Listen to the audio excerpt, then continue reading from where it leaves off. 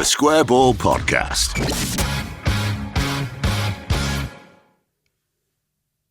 Hello there, welcome to the show. It's brought to you in association with Levi's Solicitors. They will give you a 10% discount on your legal fees at levisolicitors.co.uk/the Square Ball. Dan Moylan, Michael Normanton, and Daniel Chapman. Moscow White sat over there. What's that in front of you, Moscow White, that you've brought along with you that was tucked inside your coat pocket? The future. It is the future in a very literal sense, yes. The word literally is used too much, but that is literally the future. It is. Well, that's just a piece of paper, but it's, and this is only for people watching the video. I was going to say, the audio version, you may need to be a bit more descriptive. Fun with sounds. It's our 2023 calendar. I can exclusively reveal there will be 12 months next year, and each one of them will be illustrated by a drawing of someone who's currently a Leeds United player. We have no guarantees beyond that. In the 22 calendar, you get to flip over to Rafinha soon, don't you? Yes, all sales are final. All sales are also for charity, which is an important thing. All the money from this goes to the Leeds Cancer Centre. And but you also, while they get the benefit of your charitable donations, you get the benefit of knowing what day it is. Not room to write what you're doing on those days. I know that was a request that we ignored, sorry. But you do get to look at, there's a great rendition of Robin Koch in what should be, Rob Palmer has drawn him in what should be Leeds United's kit.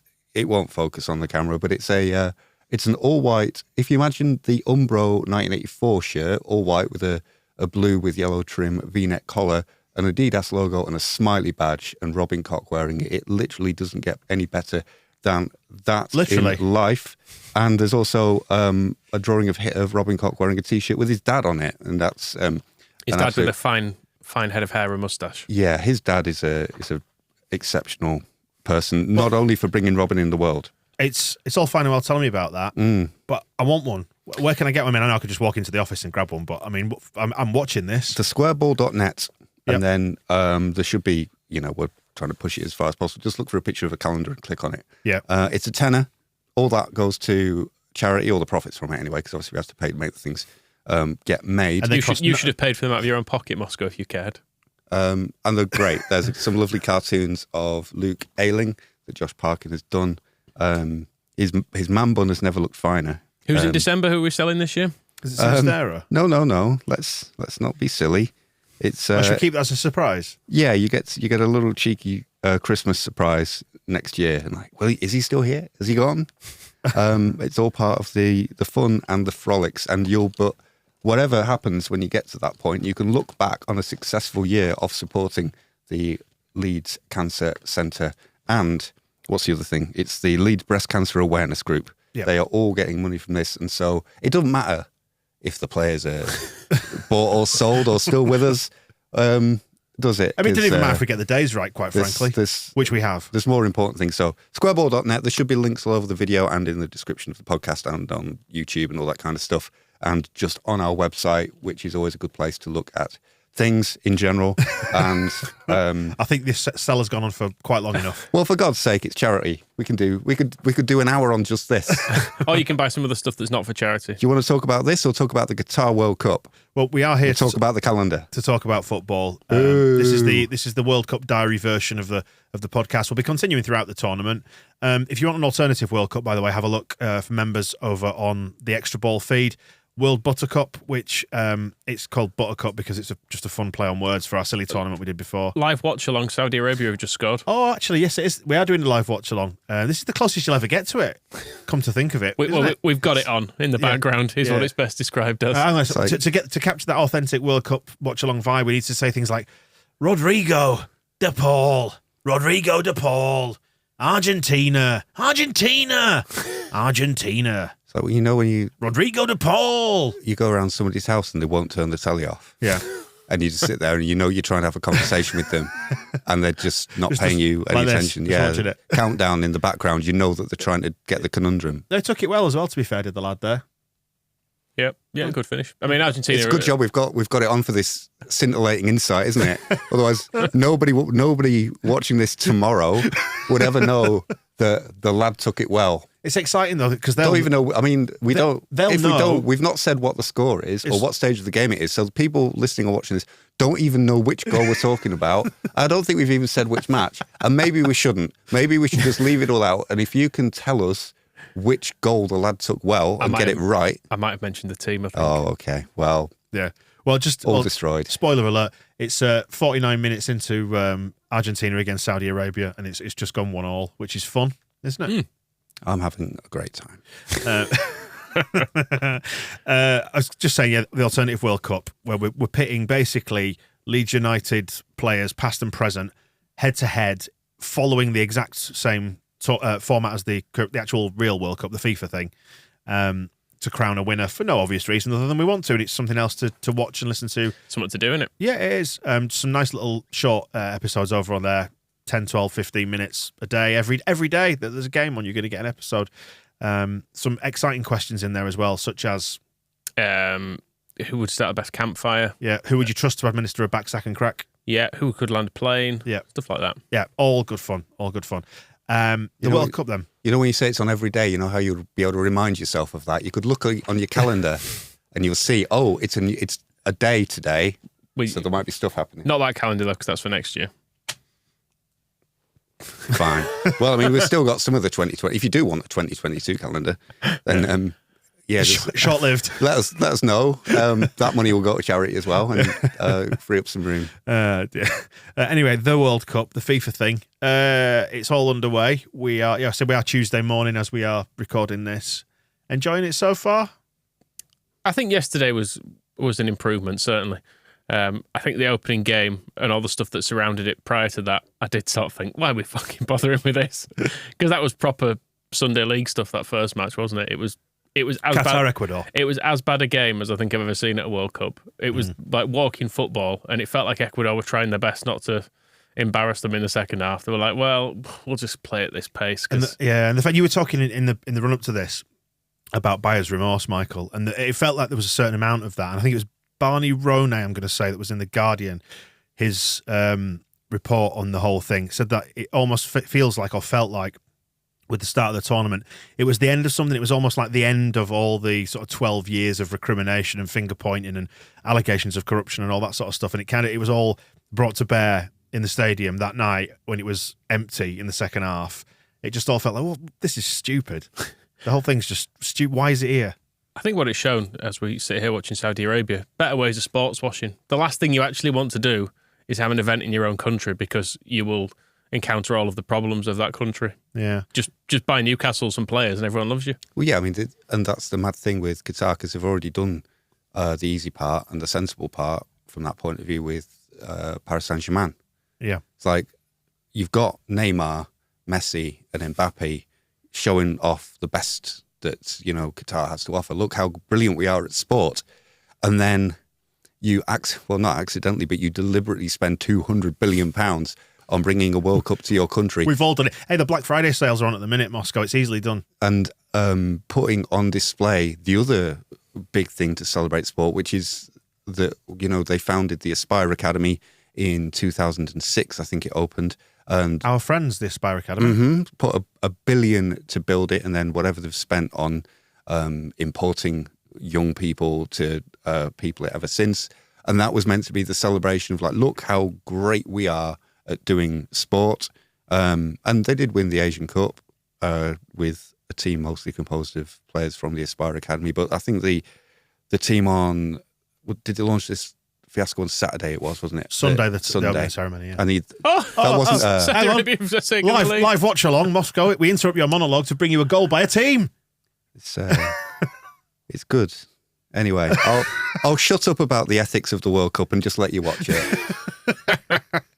This is the problem. It's quite fun watching Argentina getting beaten by Saudi Arabia. Do you know my thing about it is, like, there's been a lot of annoyance about, like, the people taking, like, the rainbow hats off the Welsh fans, for example, and the beer ban. And it was always inevitably going to get to this point, wasn't it?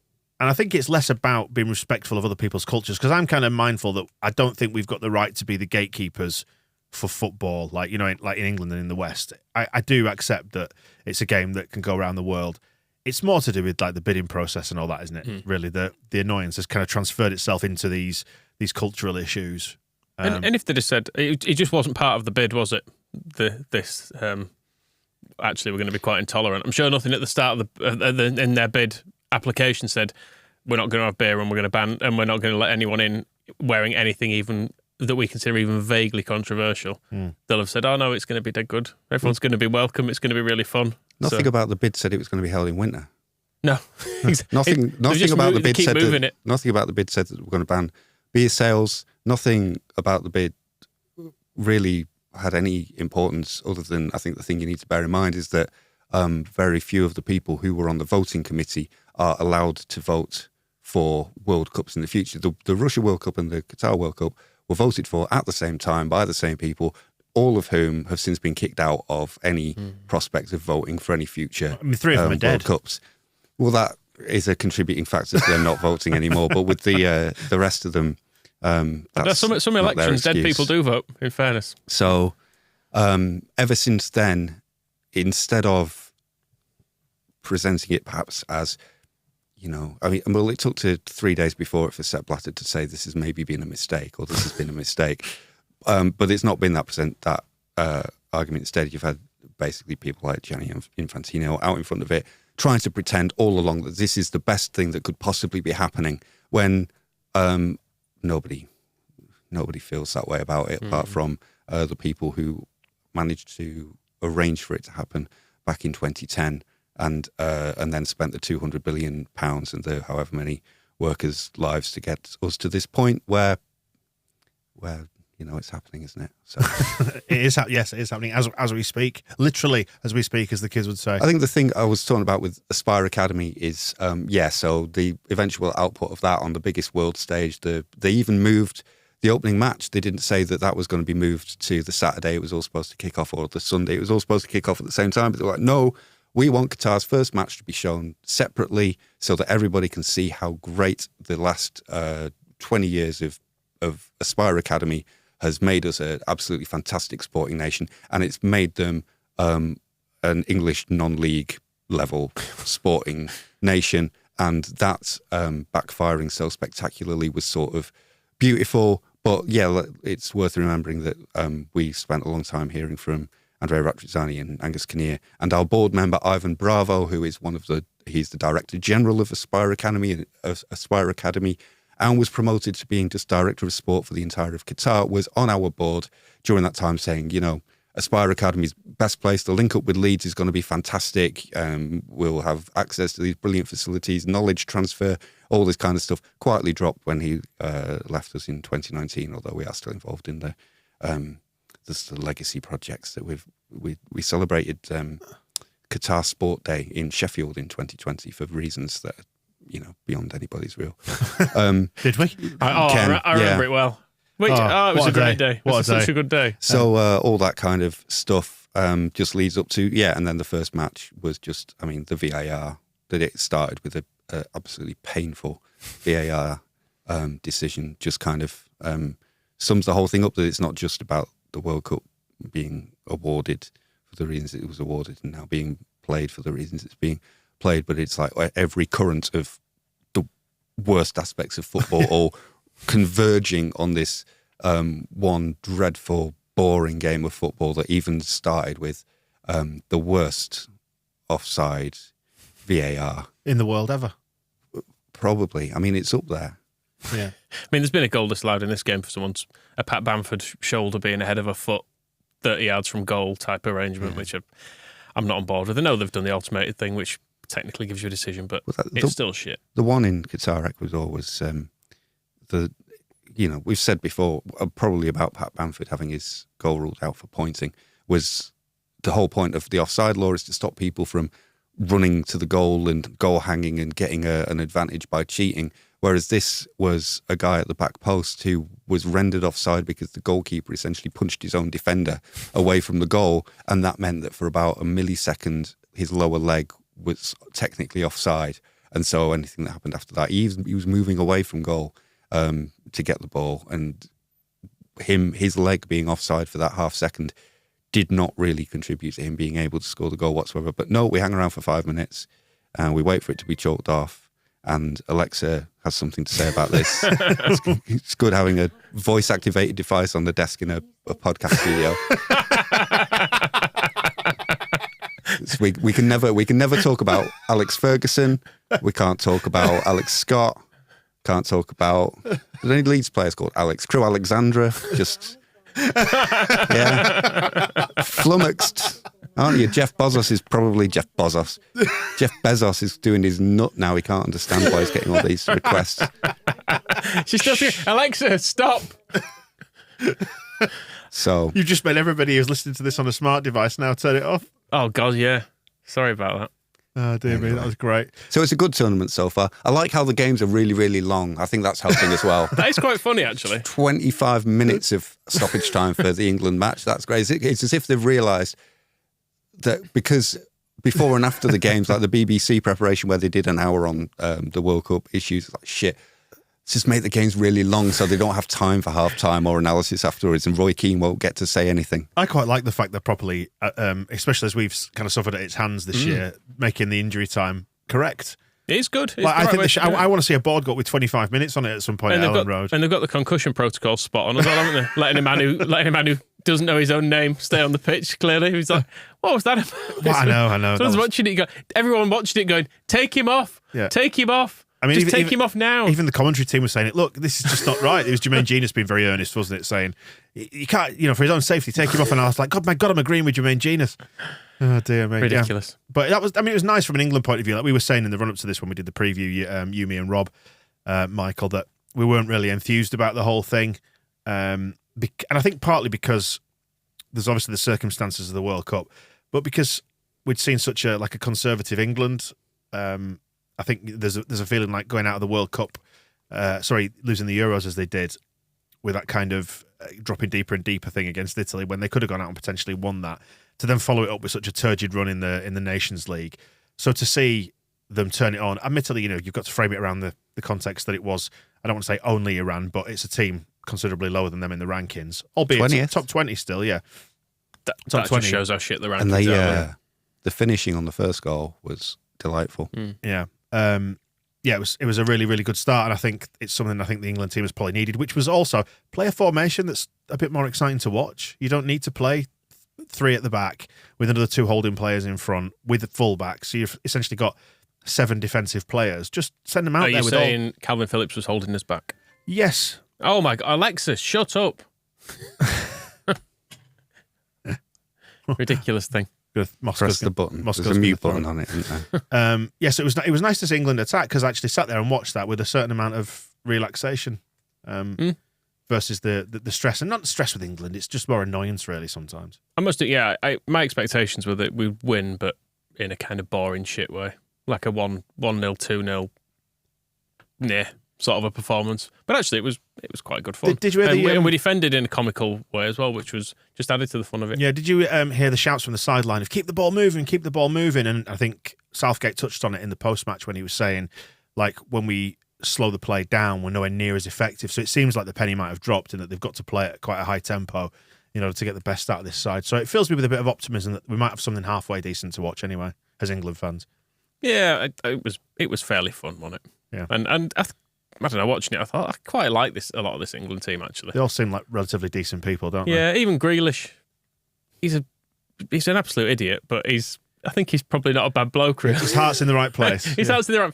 I mean, absolutely terrifyingly stupid, but a really quite a talented footballer and an all right bloke. So Did you see? I don't know. I'm not taking the link from terrifyingly stupid or anything, but Calvin Phillips in the build-up.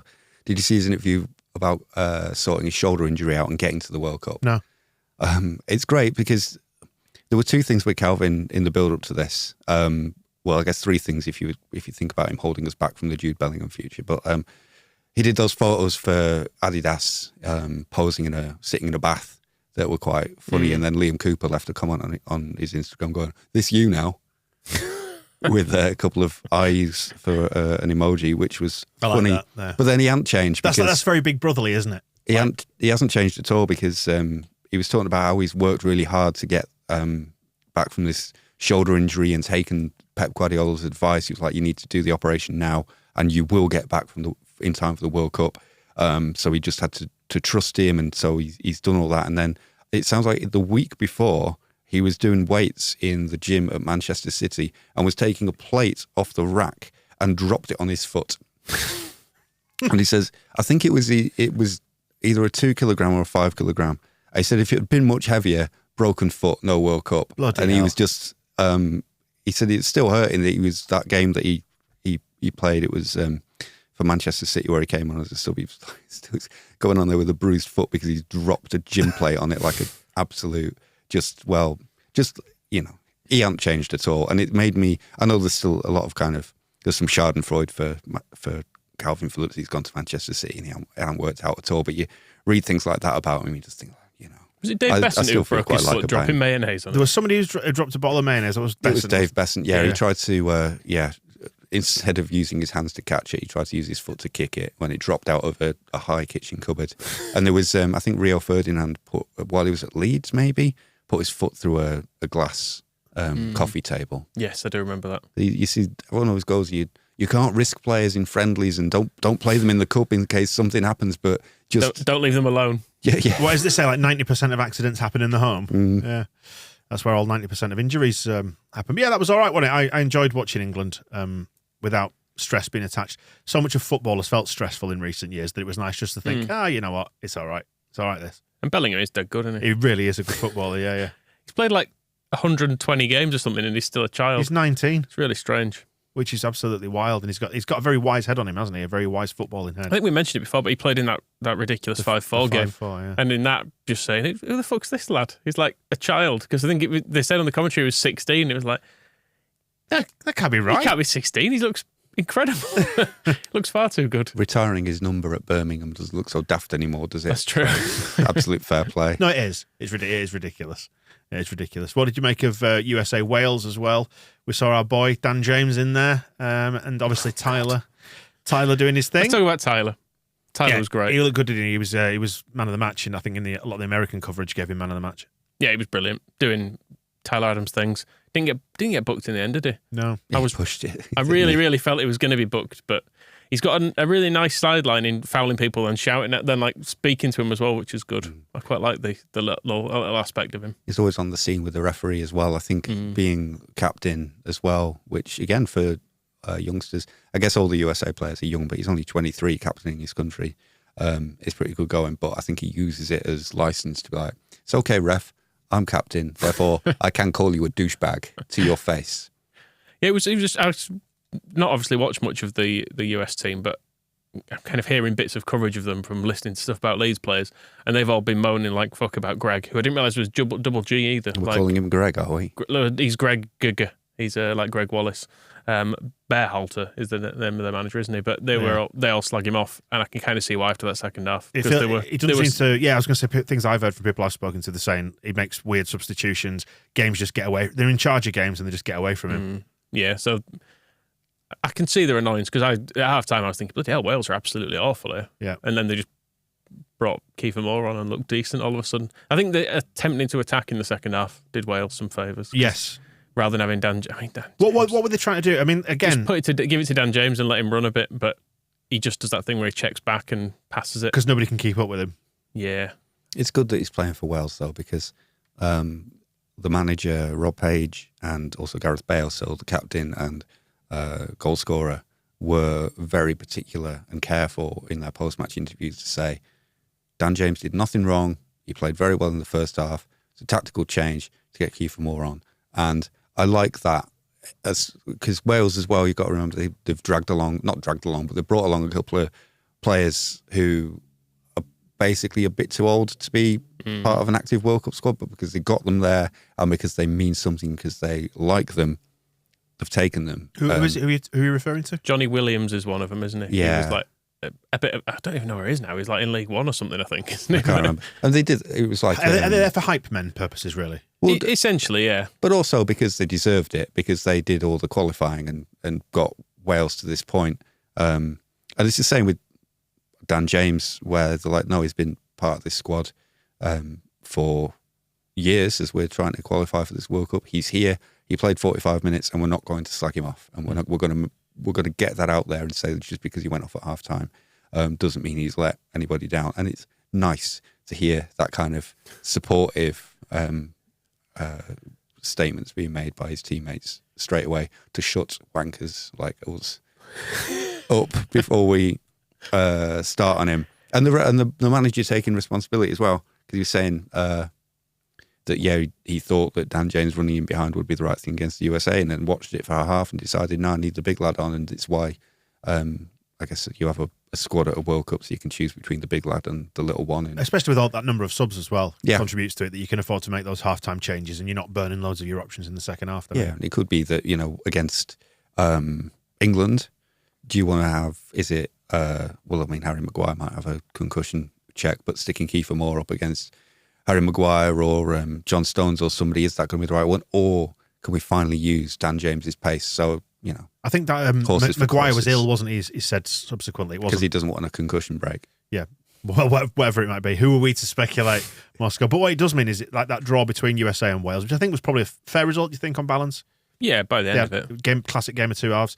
It sets it up for the Thanksgiving Friday game, this coming Friday, England-USA. They need to get something from it, which means they can't just sit back, because I think they need to draw, don't they, effectively against us? Oh, do you know what? I don't even know. You need a draw, you can sit back. Yeah, suppose. Play for 0-0. And they were very good at being injured in the second half were USA as well. There was a lot of Wolves, Everton stuff going on where they were someone would just lay down in the middle of the pitch and wait for the referee to stop it. I was getting a bit frustrated by that, actually, even as a pretty much a neutral in this game. I was like, oh, come on. Just fucking play on. It's because the ref kept stopping it. I was like, let him lay there for a bit, see if they get up. Leave him be. Little Brendan came on as well in the second half. Did all right. Did some wriggling and jiggling about, didn't he? In that way he does. Got kicked a few times, but he was fine. Yeah. He was fine. But no, Adams looks amazing. Looks exactly like he does for us, in fairness, just doing that thing of doing Adams' thing, hassling people and winning the ball. And he seems to be playing a bit further up as well. Did you notice that? He was playing a bit higher up the park. I don't know if he's just pressing very high because of the way Wolves, whoever they were playing. Wales. The other animals. Yeah, I don't know if he was that because of the way they were playing, but yeah, he was a bit further up. He was generally everywhere. I think that's the thing with Tyler Adams. If you're looking at a part of the pitch, the chance at the end when it looked like Gareth Bale was going to score from halfway. I can't remember the name of the player who kicked him, but he'd said... Good yellow, that one. He'd said in the build-up to the World Cup, he said that if we're going to stop Gareth Bale, we're probably just going to have to kick him. And he managed to get one in there, so that was quite successful. And then on the replays of that, as he's kicking him, Tyler Adams is appearing. And it just sums him up, really, that here is some danger wherever it is on the pitch. He may not have been the first there, but he made sure he was the second. Yes, indeed. And John Hartson doing the co-commentary on ITV in the UK. That was fun, wasn't it? A lot of people were slagging him off. I don't mind completely biased commentary, I have to say. Yeah. I think fair enough. It's better than the old Martin Keown. Couldn't give it, Just describing what exactly... Oh, he's kicked the ball and it's gone out. Yeah, so the Gareth Bale's penalty, you get some excitement to listen to from John Hartson. And genuine as well, because he'll know all the... It's a close-knit community, the Wales following, isn't it? And probably a lot of it in the wake of Gary Speed's death as well. So he's kind of like, there's I think it was Aaron Ramsey was talking about how that still drives them forward, and that they remember that this journey began with Gary Speed sort of sorting everything out, basically. Saying, we are not going to be a two-bit bunch of also-rans anymore.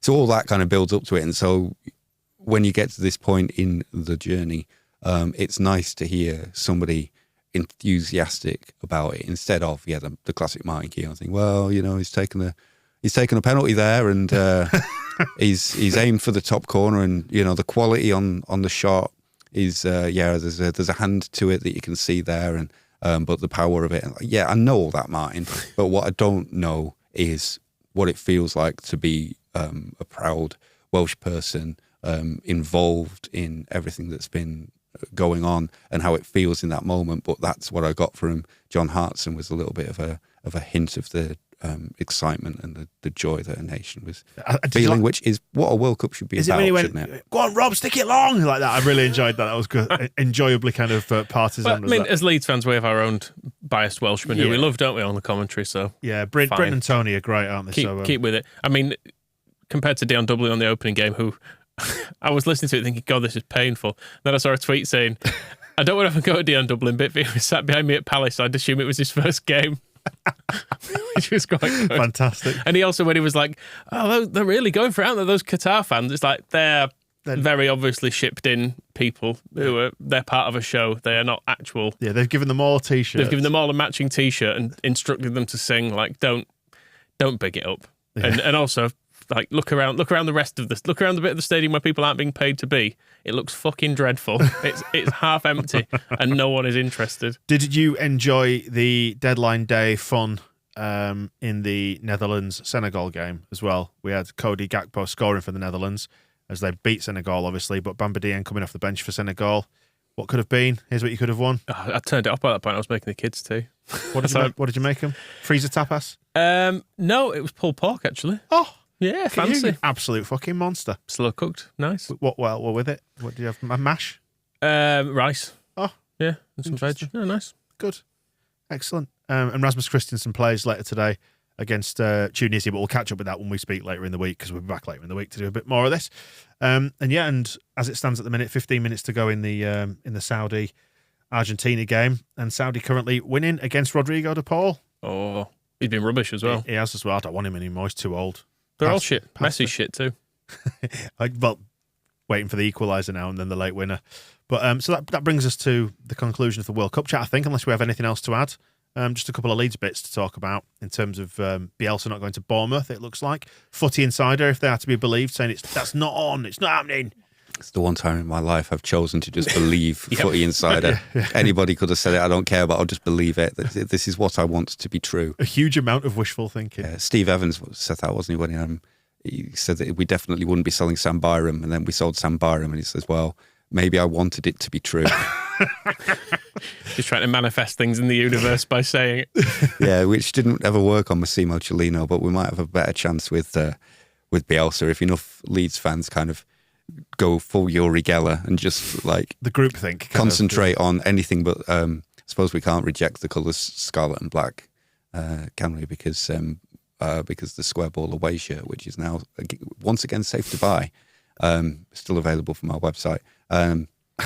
thesquareball.net is shocking. Yeah, it was always the colour orange with Uri Geller, was you concentrate on orange to make something happen, but if you concentrate on that with Bielsa, it's like, oh no, they want me to go to Bournemouth. Just the vibes I hope we all kind of transmitted along the lines of, it's your own life, Marcelo, and you owe us nothing, but please, if you could just maybe do one more favour, because now it comes down to it, it would be nice if this didn't happen. I didn't really think about the prospects of him going to another club in England until then. It's being reported, and then I know deep down that the emotions come to the surface. I'm just like, no. All we're asking is that you entirely rule out, as one of the world's best coaches, you rule out the best league in the world. That's all we're asking. It's not difficult. Yeah. Well, you can't just never come here again unless it says our guest. Speaking of Orange, there's talk of him going to Rangers, isn't there?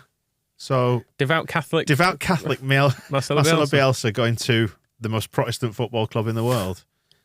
Do we know his opinion on the Queen?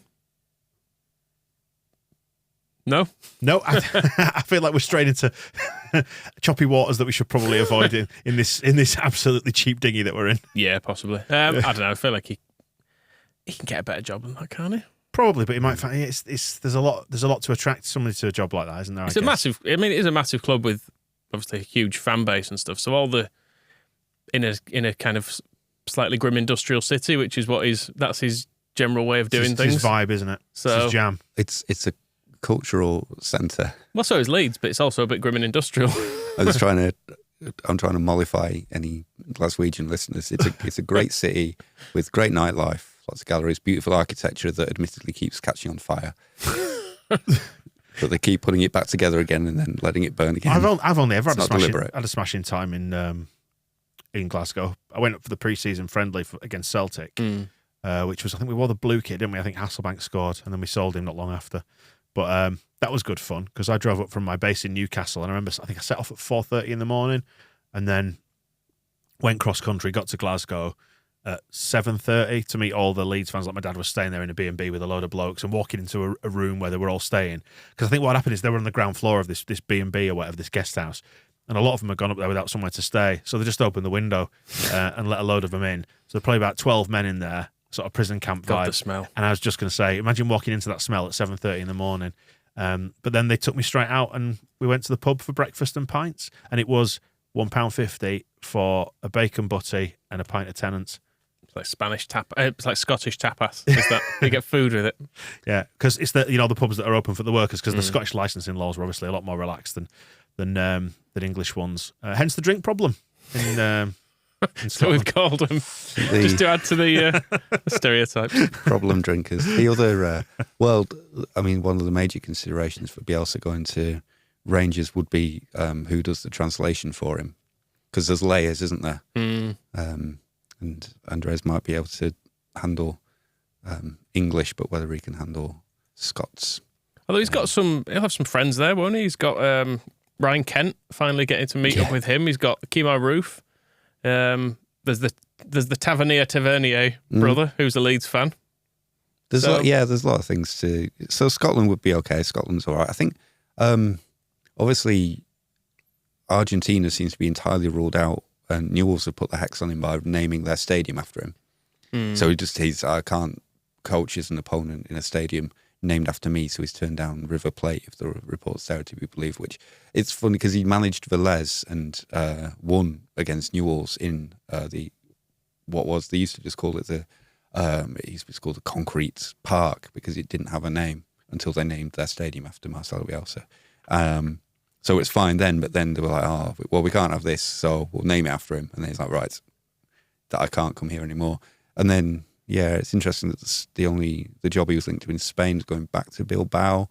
So maybe he's kind of, it's 10 years since he was at Bilbao. Maybe the fact that Bilbao fans were coming to Leeds to meet him 10 years after he left, he's maybe realising, I can't do it. So there's not really many places left that he can safely go without upsetting somebody who once loved him. But apart from Germany is open for him, isn't it? The stadium was, I like this, it was called the Colossus of the Park, to give its official name. Yes. The Colossus of the Park. Yeah. Well, that wasn't its official name. It was just known as, colloquially. It was known as that because they never named it, which is great. I mean, was Elland Road ever formally named? The old Peacock Ground. Yeah, I suppose so, but nobody called it that. We used to say it was going down to Elland Road because that's where the stadium was. Most of our Goodison Park, it was just in the park.